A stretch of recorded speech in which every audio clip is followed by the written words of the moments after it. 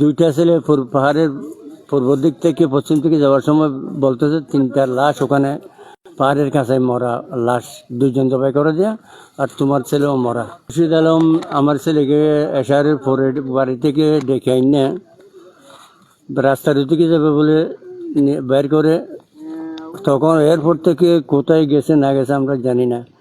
রাত্রে ছেলেকে অনেক খোঁজাখুঁজি করছি, ছেলের মোবাইলে কল ঢুকে কিন্তু রিসিভ করে না। এরপরে সকালে ফজরের নামাজে পরে অনেক চেষ্টা তদবির করে দেখতেছি, কিছুক্ষণ পরে দুইটা ছেলে পাহাড়ের পূর্ব দিক থেকে পশ্চিম দিকে যাওয়ার সময় বলতেছে তিনটা লাশ ওখানে পাহাড়ের কাছে মরা লাশ, দুইজন জবাই করে দেয়া, আর তোমার ছেলেও মরা। এবার কারা করছে সেটা আমি জানি না। আমি এখনো শিওর নই যে কি কারণ আমার ছেলেকে মারছে, কারণ আমার ছেলে একজন জেনুইন ড্রাইভার, এই দেশে সবার পরিচিত।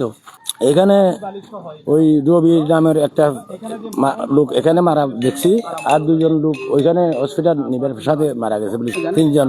কারণ হয়তো বাজে মানে আমি তো জানি না, এখানে তো কিছু অন্য কিছু তো আর আমরা দেখি না, কি জায়গা জমিনের কোনো কিছু আর আমরা তো দেখি না এখানে।